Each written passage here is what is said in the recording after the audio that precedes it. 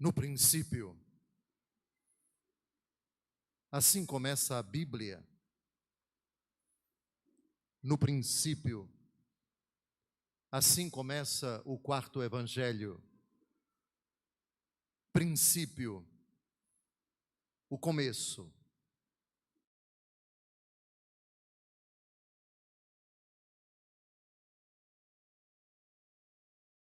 Princípio, categoria que não se aplica à eternidade. Eternidade é aquela característica que não comporta antes, nem durante, nem depois. Isso é próprio do tempo.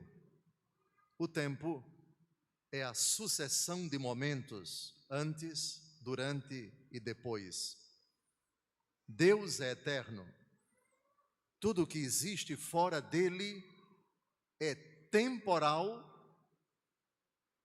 portanto, teve um princípio e, se dotado de matéria, terá um fim.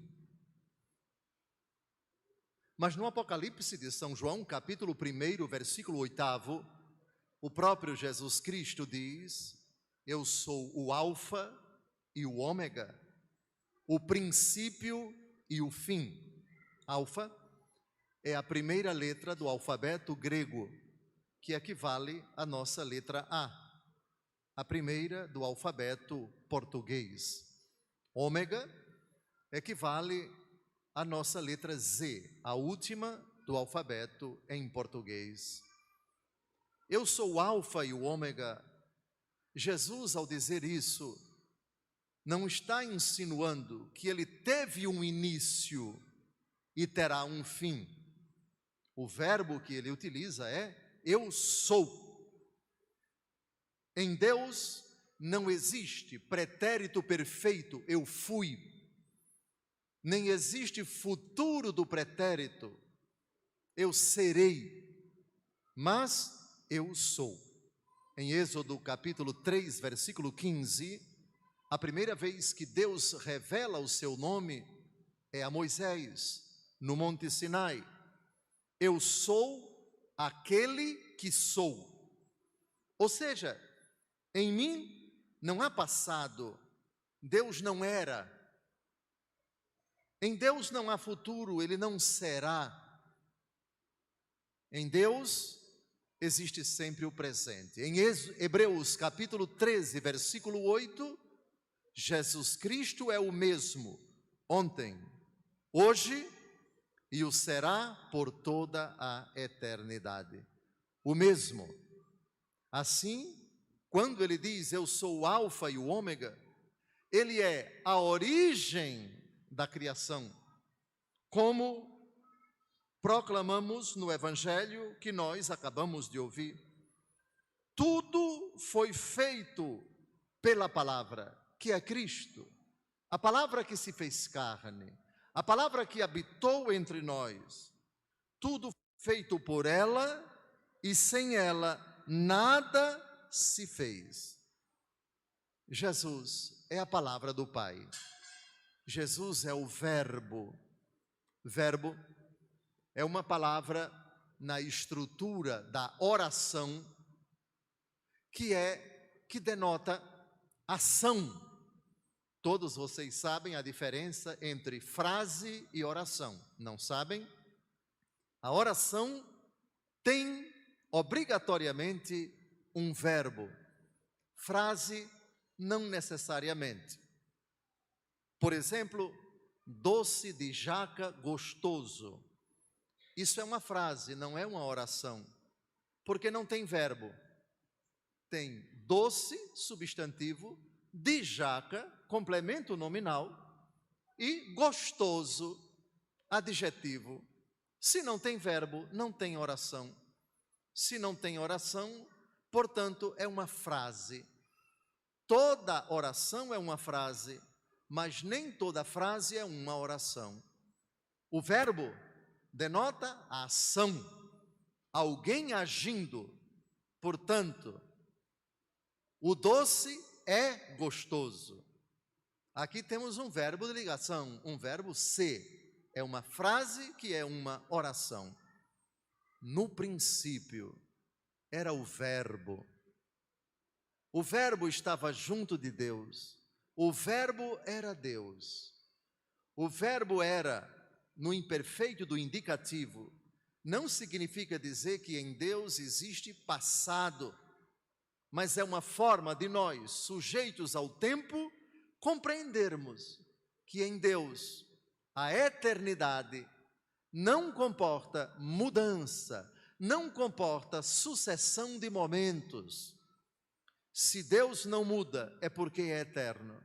Se é eterno, nele não há nenhuma alteração. No livro do profeta, o último livro da Bíblia, o livro do profeta Malaquias, capítulo 3, versículo 6, diz: eu sou o Senhor e não mudo. Deus não muda quanto à sua substância, Deus não muda com relação à sua santa vontade.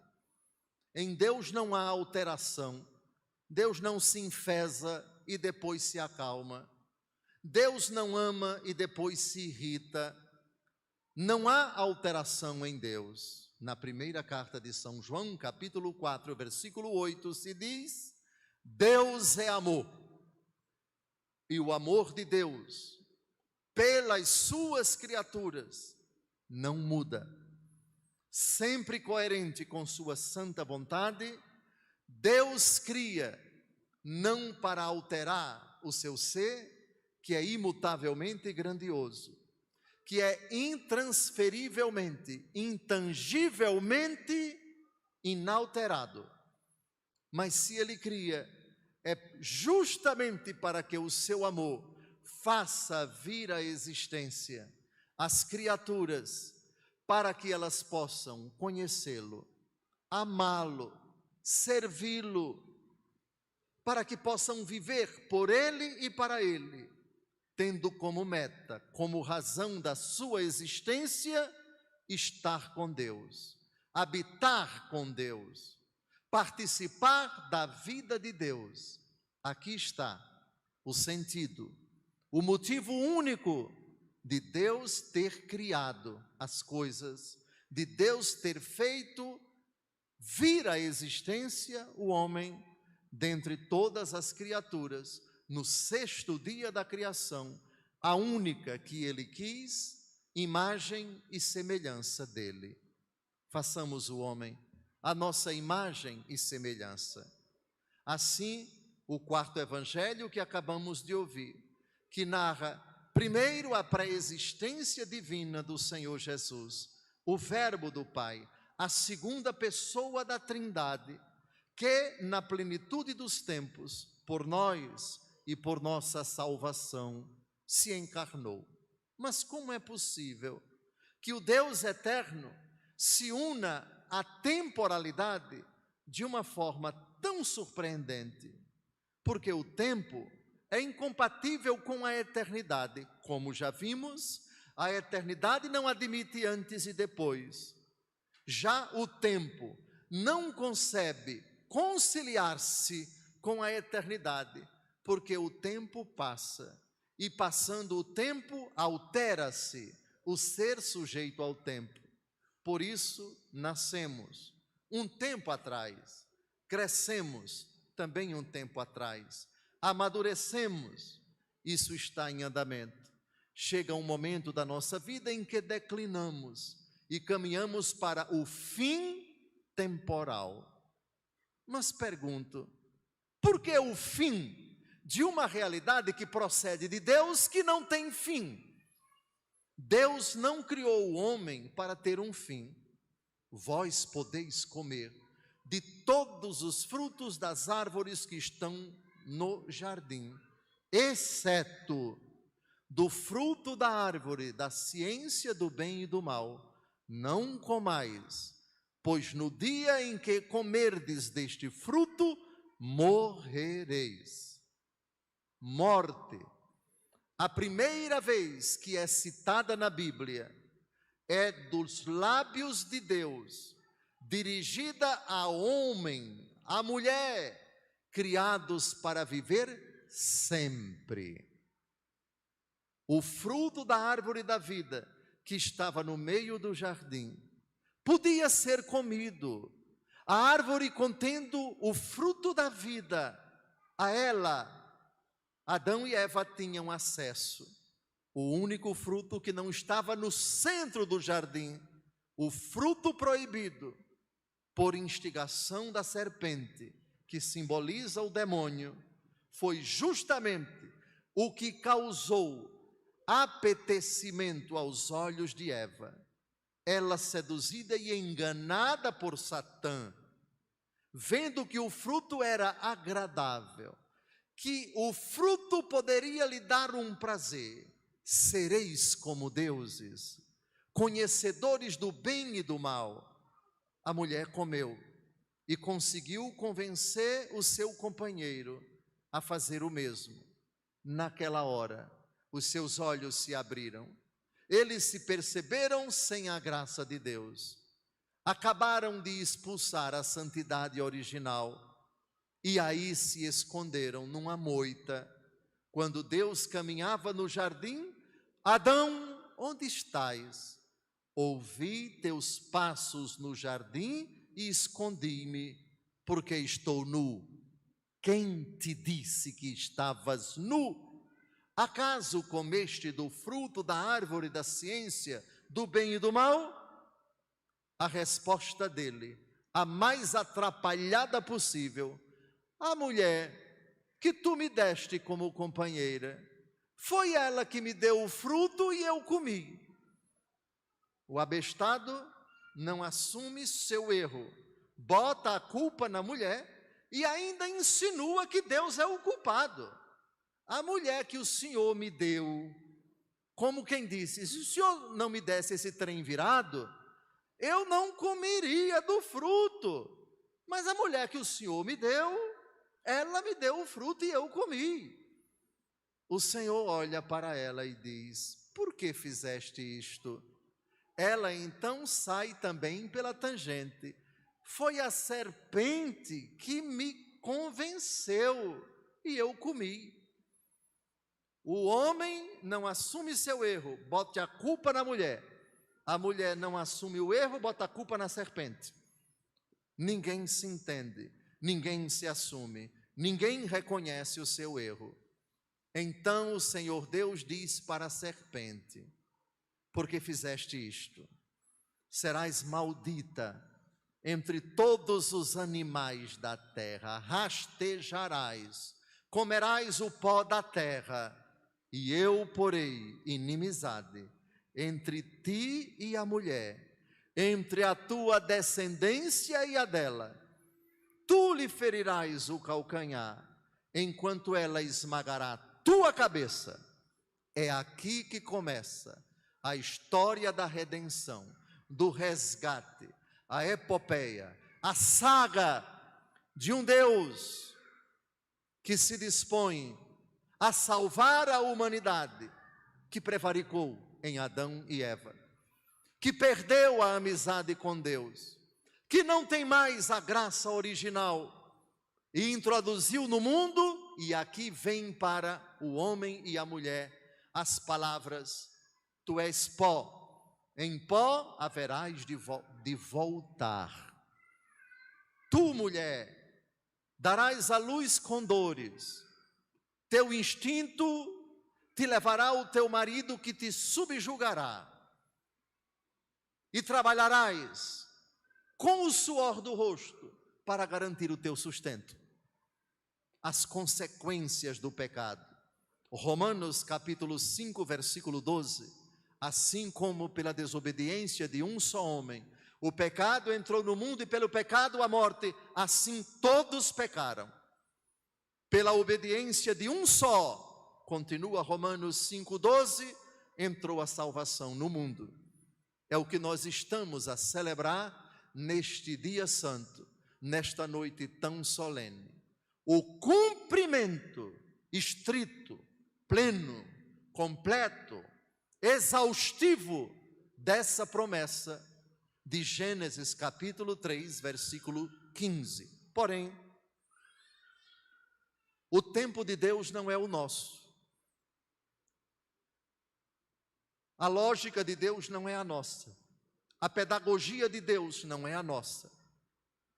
Ele, para concretizar o que hoje estamos a celebrar, pacientemente aguardou que a humanidade, que mergulhou num estado de brutalidade, num estado de dureza de coração, de empedernimento, de recalcitrância, que a humanidade colhesse, sem que Deus interviesse explicitamente.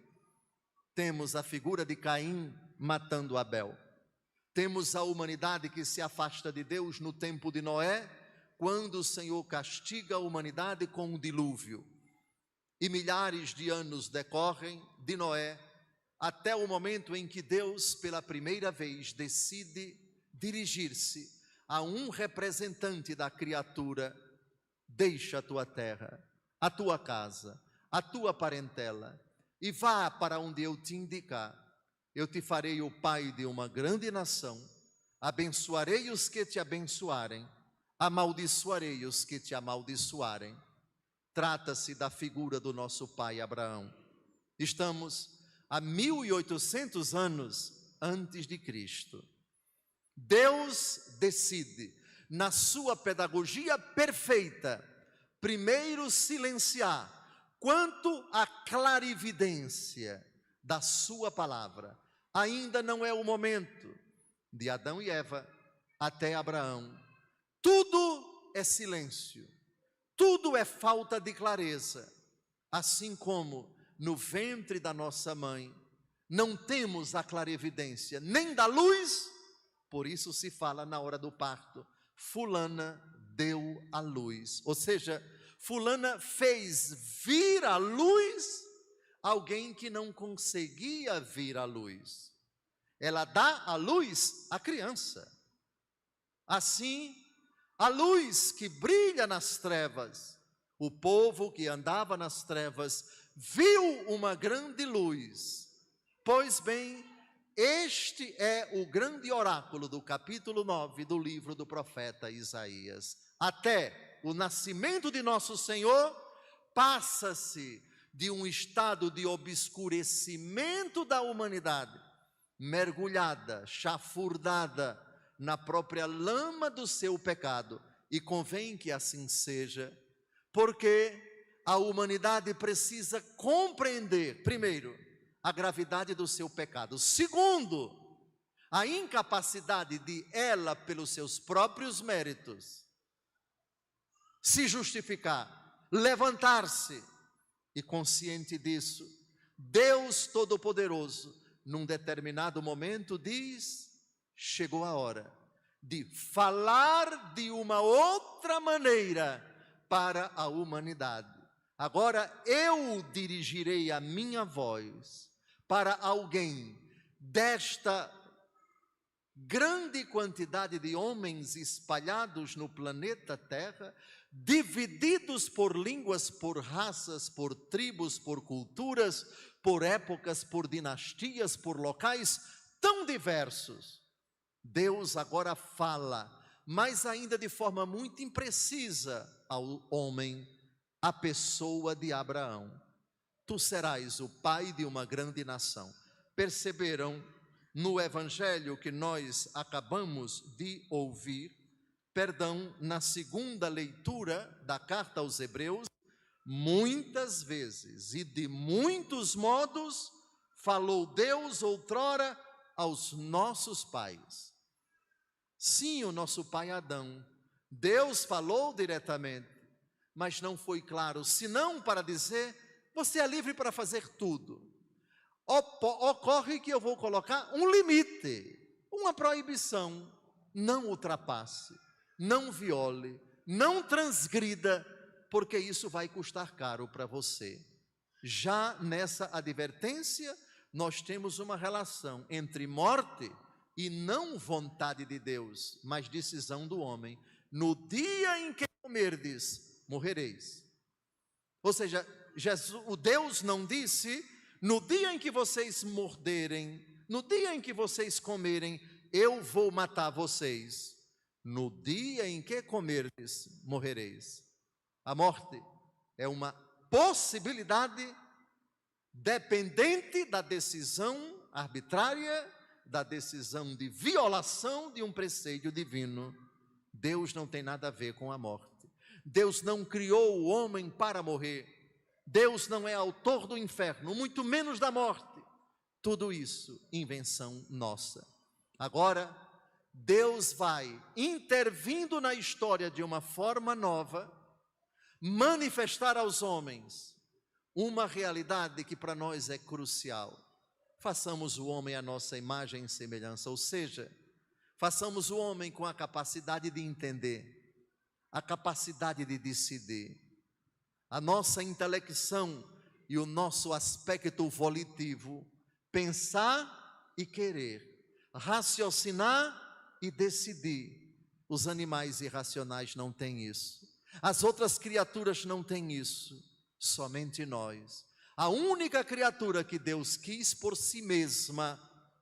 Então, a forma que Deus encontra para salvar a humanidade é a forma mais sábia, perfeita, impecável. Como nos libertar daquilo que nós criamos, das consequências do ato original de Adão, que nos levam a sofrer, a pecar, a morrer, a ter o nosso corpo apodrecido e apodrecendo. Deus então escolhe, e Ele podia escolher tantas formas, tantos caminhos, tantos meios, tantas circunstâncias, tantas direções na sua ciência divina. Ele tinha N possibilidades de salvar o homem. Escolheu a única que consegue respeitar, não violar, não forçar nossa capacidade de entender e de decidir. Como isso é possível?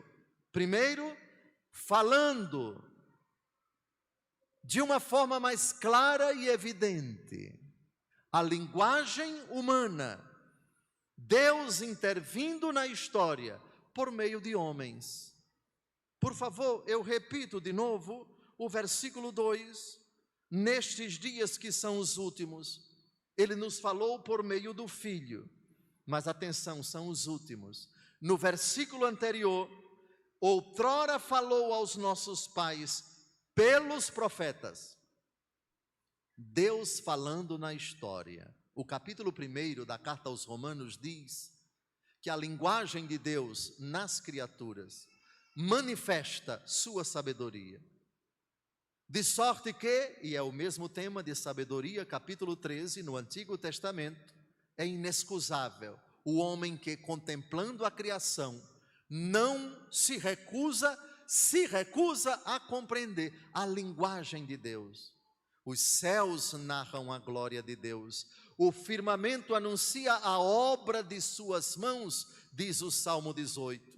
A perfeição das criaturas, a beleza impecável das estrelas, a imensidão jubilosa do firmamento, a impecabilidade dos mares, das montanhas, dos animais, das aves que pululam nos ares, dos peixes, nas águas doces e salgadas, os animais, os vegetais, tudo fala de Deus. Essa é a linguagem, digamos, silenciosa, a primeira linguagem, quando nos relacionamos com o mundo que nos cerca. Mas precisamos de uma linguagem mais clara, para crermos em Deus, para compreendermos quem é o Criador e para que nós viemos à existência, qual é a razão, qual é o sentido, qual é o termo da história. E escolhendo um povo, formando esse povo, Abraão gerou Isaque, que se casou com Rebeca. Os dois tiveram 2 filhos, Esaú e Jacó. Jacó, o caçula que pegou o direito de primogenitura, se torna o patriarca de 12 filhos, os futuros chefes das 12 tribos de Israel. Gravem o número 12. E Deus, diante desse povo, consegue educá-lo pacientemente de Abraão até a entrada na terra prometida, 800 anos, passando primeiro pelo cativeiro do Egito. 430 anos esse povo ficou numa terra estrangeira. E depois de muito sofrer, Deus envia pragas para o Egito para amolecer o coração do faraó. O povo eleito sai então da terra do Egito em direção à terra prometida, 40 anos no deserto, peregrinando, sofrendo, pagando pelos pecados de incredulidade, de desobediência, de idolatria a Deus nessa trajetória. Toma a terra prometida, a terra que o Senhor prometera dar a Abraão na sua descendência. Uma vez estabilizados, vêm então os juízes para cuidar desse povo. 200 anos depois, vêm os reis, vem Saul, vem o rei Davi, vem o rei Salomão, depois vem o seu filho Jeroboão. Israel experimenta um cisma, 10 tribos se separam das 2 tribos do sul, 2 reinos, uma divisão, uma dilaceração no povo eleito. 721 antes de Cristo, o reino do norte desaparece, só fica um pedacinho da nação de Israel, a tribo de Judá, que Deus, por meio do velho Jacó, cujo nome foi mudado para Israel, antes de morrer, no capítulo 49 do livro do Gênesis, dirige uma palavra a todos os seus filhos: mas a Judá, você vai ter o cetro, seus irmãos vão se inclinar diante de você, e esse cetro durará para sempre.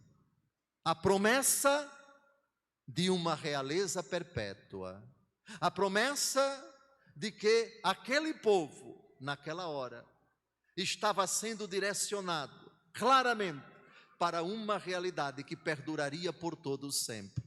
Mas em 586, o reino de Judá desaparece. Vão cativos para o cativeiro de Babilônia, onde vão passar 70 anos. Depois retorna esse povo, humilhado, envergonhado, desacreditado, mas somente com uma coisa que o sustentou enquanto estava no cativeiro: a fé em Javé, o Deus de Abraão, de Isaque e de Jacó, e uma confiança inaudita nos oráculos proféticos. Os profetas, com o passar do tempo, anunciavam com muito mais insistência 3 coisas: voltem-se para Deus, porque a desobediência de vocês vai acarretar um castigo. Dito e feito. Segunda coisa, não desanimem, é o oráculo dos profetas do exílio. O sofrimento de vocês vai acabar. Deus um dia vai libertar vocês. Os que semeiam entre lágrimas ceifarão com alegria. Quem parte, parte chorando. Quem volta, volta sorrindo.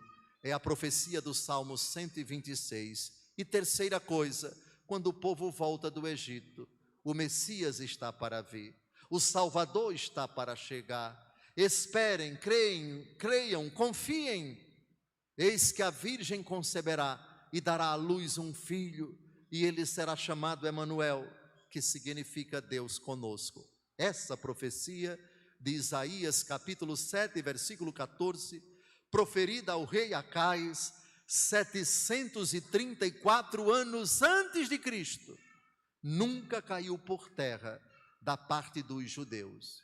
Eles sempre e até hoje professam: Deus se lembrará do seu povo. Só que nós, cristãos, identificamos aquele de quem falou o profeta, o Emanuel, Deus conosco, como aquele que nasceu de Maria Virgem.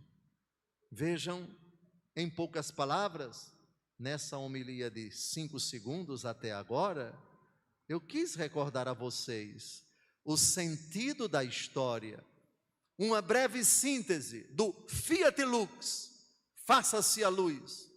Tudo começou ali no 3º versículo do livro do Gênesis.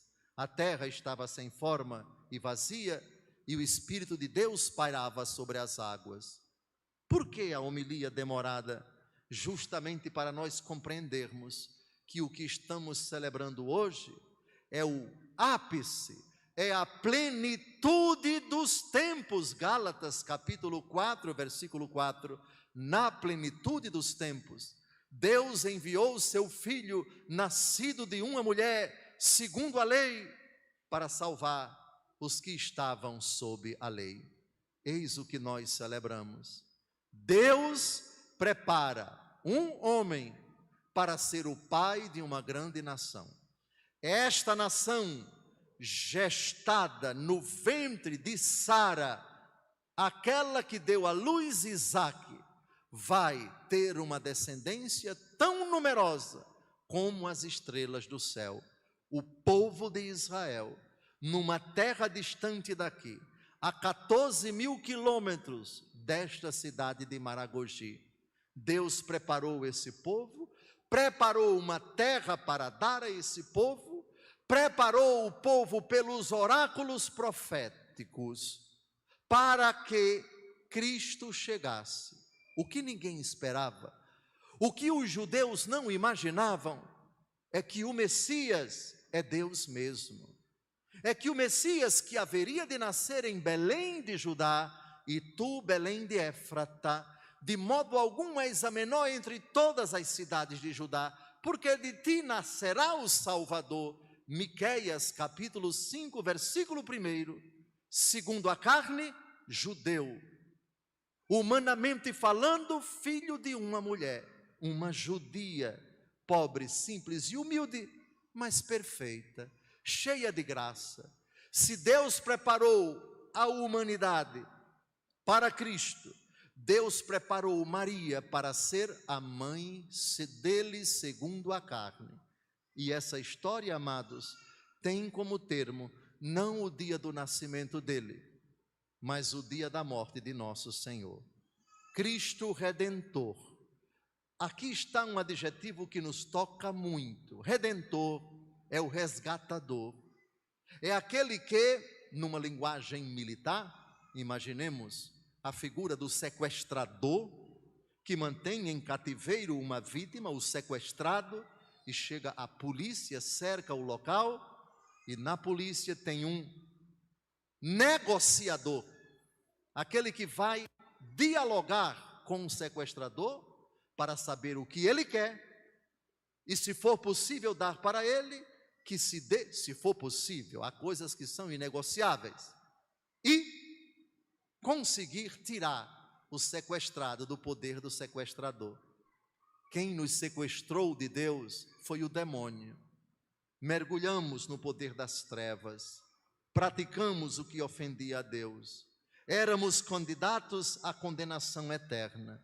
Deus teve compaixão de mim, do Senhor, da Senhora, de todos os homens, e quis, como divino pedagogo e paciente negociador, preparar a humanidade para que ela fosse capaz de receber Deus mesmo, o grandioso, tão pequeno, o majestoso, tão insignificante, humanamente falando, reclinado numa manjedoura. Aqui está um mistério que nos encanta tanto, que nos comove verdadeiramente. A finalidade da encarnação é a redenção. Por isso é impossível celebrar o Natal sem pensar na Páscoa. Impossível também é celebrar a Páscoa sem viver intensamente o que aconteceu no Calvário. O sangue que corre nas veias desse menino inocente é o preço do meu, do seu, do nosso resgate. Natal, portanto, está longe de ser uma festa romântica que celebra o nascimento de um simples menino. É claro que é uma festa do nascimento de uma criança, sem dúvida alguma. Mas essa criança é o resgatador, é o redentor. Essa criança vem para você sorrindo, mas não deturpe o sorriso da criança, a pureza da criança, a simplicidade da criança, porque ela é quem vai morrer na cruz por você. E a causa da morte de Jesus foram, são e serão os meus, os seus, os nossos pecados. Oh, como é triste saber que pessoas comemoram o Natal, celebram o Natal, sem esse espírito de compunção sincera, de adoração profunda, como os magos do Oriente, como os pastores que acorreram a Belém, atentos às palavras do anjo: nasceu-vos hoje em Belém um Salvador, que é o Cristo Senhor. Natal não é festa do aniversário de Jesus. Nunca digam isso. Aniversário comemora quem está vivo. Ah, mas Jesus não está vivo? Está vivo, mas na dimensão do Pai. Ele morreu. Nunca se diz de uma pessoa que está morta que hoje é o dia do aniversário dela. Não. Nós dizemos, se fulano estivesse vivo, estaria comemorando tanto tempo. Não é verdade? Não é verdade? Fulano já faleceu. Hoje é o dia do nascimento dela. Aí você diz, se fulano estivesse vivo, estaria completando 100 anos. Não é assim? Isso você não pode dizer para Jesus. Se Jesus estivesse vivo, estaria comemorando 2000 anos. Epa, o que é isso? Se Jesus estivesse vivo, ele está vivo. Nós comemoramos o nascimento de Jesus, mas não celebramos o aniversário de Jesus.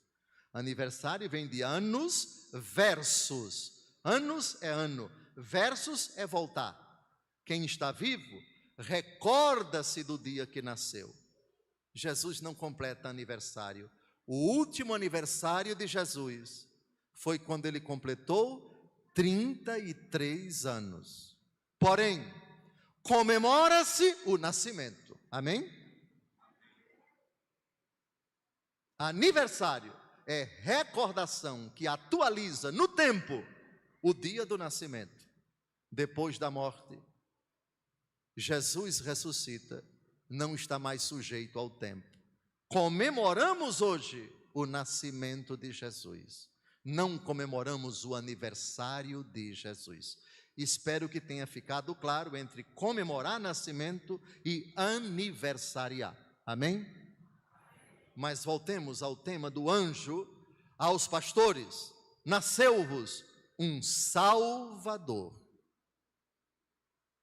Quem nasce em Belém e é colocado no presépio, aquele que te salvou das trevas, aquele que te libertou pelo seu sangue precioso derramado no Calvário, da possibilidade da condenação eterna. Aquele cujo preço alto ele pagou pelo nosso resgate, último versículo do capítulo 6 da primeira carta aos Coríntios. Vós fostes comprados por um alto preço. Olhai, portanto, no presépio, o divino comércio. Tu, ó humanidade, não podias pagar o preço do resgate para te libertar do poder das trevas. Tu, humanidade, tu, católico de Maragogi, tu, católica de Maragogi, nada poderias, nem nada podes fazer para te justificar diante de Deus, para reparar o crime que carregavas nas costas. A sentença iníqua de condenação eterna daquele que zomba de ti, o que te ilude, o que te engana, o pai da mentira, Beelzebu, príncipe das trevas, Satanás, príncipe deste mundo, eis a quem tu pertencias, eis a quem tu te dobravas, eis aquele que te detinhas em suas mãos horrendas, mas eu tive compaixão de ti, decidi abrir mão da minha glória e me tornar um como todos vocês. Deus de Deus, luz da luz, Deus verdadeiro de Deus verdadeiro, gerado, não criado, que assumiu a natureza humana, sem deixar de ser Deus, assumiu a forma que tu tens, teve olhos como tu tens, teve um nariz como tu tens, sofreu e suou, angustiou-se, foi tentado, tudo semelhante a nós, exceto no pecado. Para quê? Para te dar o céu, para que tu compreendas que não há outro nome debaixo do céu pelo qual devamos ser salvos, diz o apóstolo Pedro diante do sinédrio, ameaçado nos Atos dos Apóstolos. Considera, cristão, quão bela é a festa que nós celebramos. Jamais permita, cristão, transformar a festa do Natal como um acontecimento doce, vazio, exame-ne, isto é, sem vida, quase asfixiado pela orbitância de festas levianas, de presentes. Nada contra os presentes, nada contra os bons jantares, a legítima, a sadia, a pura, a equilibrada, a modesta celebração, porque também precisamos disso. Os magos foram ao presépio e deram presente para Jesus, ouro, incenso e mirra, mas se prostraram, mas adoraram o menino, como fizeram os pastores. Celebra bem o Natal quem compreende isto. Eu vivia nas trevas, eu vivia verdadeiramente sob o poder de Satanás. Canto, porém, ao Senhor um canto novo, porque Ele fez prodígios. O prodígio com P maiúsculo, teve compaixão da nossa miséria, preparou a humanidade e tanto tempo depois se encarnou. Deus teve misericórdia de mim e do mundo inteiro. Como não se alegrar? Como não se comover? Como não glorificar o Senhor, que de tão grande se fez tão insignificante, que de tão glorioso quis assumir a forma indefesa, impotente, terna, doce, incapaz e completamente dependente de tudo e de todos, para te salvar, para que tu compreendas que tu vieste a este mundo por uma razão nobre. Deus te criou para te salvar e te levou a sério, a ponto de, sem deixar de ser Deus, se tornou um de nós. Dimensões da pessoa do menino. Sempre será assim, gravem isso. Uma criança é indefesa diante de todos. Deus não te salvará se tu te voltares para Ele com alguma resistência. Se tu resistires a Deus, Ele não se defenderá, Ele silenciará. É pela doçura do teu coração, é pela adesão da tua vontade, que tu o aceitarás, que tu te salvarás, que tu te converterás. Criança, ser indefeso. Sempre será assim. O que te criou sem ti, diz Santo Agostinho, não poderá te salvar sem ti. Para te criar, Deus não te pediu autorização. Para te salvar, Ele pede. E tu podes rejeitá-lo. E tu podes dizer não obrigado. E tu podes debochar dele. Ele te respeitará como criança. Aqui está a primeira grande lição da intervenção de Deus na nossa história. Ele nunca te coagirá. Ele nunca te ameaçará. Ele nunca te impedirá de fazer o mal. Ele nunca te obrigará a fazer o bem. Pensa, porém, bem, antes de rejeitá-lo, antes de dizer não a Ele, tu poderás pagar um preço muito caro por essa rejeição.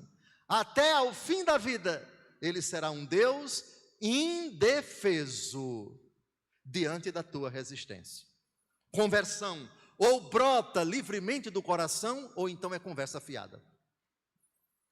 Segunda dimensão do fato de Jesus, menino, está no presépio. Ele é dependente. Criança depende do pai em tudo, da mãe em tudo. Para tomar banho, para mamar, para trocar a fralda, para tomar o gogó. Tudo. Dependência. Até ao fim da vida, Deus vai depender de você. Santo Inácio de Loyola diz uma frase que me toca muito, Padre Antônio Júnior. Trabalhe como se tudo dependesse de você, mas reze como se tudo dependesse de Deus. Dependente. Deus depende de você, para você passar no Enem. Ele ajuda. Agora quebre a cara, agora queime as pestanas, agora se aplique para estudar e muito. Quer abrir o seu negócio? Deus vai ajudar, dando força, coragem, inteligência a você. Agora trate de arregaçar as mangas. Trate de ser criativo. Alguém já dizia, quem sabe faz a hora, não espera acontecer. Deus depende de você, e muito, para que os milagres aconteçam na sua vida. Quer ter um futuro tranquilo? Trate de trabalhar agora. Quer ter um futuro alvissareiro? Trate de não desperdiçar o tempo presente. Mente vazia, oficina de Satanás. Aproveite o tempo, não desperdice as oportunidades. E se você se frustrou aqui, trate de ser corajoso e iniciar novamente ou tentar em outro caminho. Se os homens fecham as janelas, Deus abre uma porta. Se os homens fecham as portas, Deus abre uma janela. Se os homens fecham as portas e as janelas, Deus abre um buraco no teto. Dependente, Jesus dependente de você. Quer ter pulmões funcionando bem na velhice? Não fume. Quer ter um fígado funcionando bem? Não beba desmesuradamente. Quer ter uma saúde bem equilibrada? Obedeça às prescrições médicas. Não seja exagerado, não seja destemperado. Jesus depende de você, como a criança que está no presépio depende de Nossa Senhora e de São José. Terceira lição: o menino é puro, eterno. Diante de uma criança, o resguardo, o tempo de 40 dias, o puerperion, o período em que a mulher precisa se recuperar, digamos assim, do desgaste que o organismo dela teve durante a gestação, a criança precisa de uma série de cuidados. Silêncio, não ficar muito perto dela, ou olhar, mas não incomodá-la, porque ela precisa de toda a atenção, de todo o mimo, de todo o carinho. Jesus, na sua vida, precisa desses carinhos e desses mimos. Hora de dormir, agora é Jesus. Silêncio. Porcaria de celular, eu desligo. Diacho de televisão, também, é hora de rezar. Eu diante de Deus, ou eu e meu marido, ou eu e minha esposa diante de Deus, nossos filhos assentados à mesa, todo mundo para rezar. Aqui ninguém é bicho. Hora de oferecer o mimo para Jesus, a atenção exclusiva para Jesus. É um menino doce que está ali e precisa de todo o aconchego. Dia de domingo, missa, é dia dele. 168 horas tem uma semana, porque 7 dias vezes 24 dá 168. Domingo, o dia do mimo de Jesus, da atenção exclusiva para Jesus, porque ele merece, porque a criança precisa de dedicação exclusiva, momentos na nossa vida só para ele. Agora é a hora de ler a Bíblia. Ótimo. Palavra de Deus, a palavra que se fez carne, o ensinamento para a minha vida, a regra de conduta, a resposta às minhas interrogações, o alimento para a minha alma. Pronto, o bispo terminou a homilia de 10 segundos. Não sei se vou vê-los, mas, porém, saibam, nesta noite de Natal, esqueçam a pessoa do bispo e se lembrem, naquela noite santa, pelas leituras sagradas, Jesus me falou. Louvado seja nosso Senhor Jesus Cristo.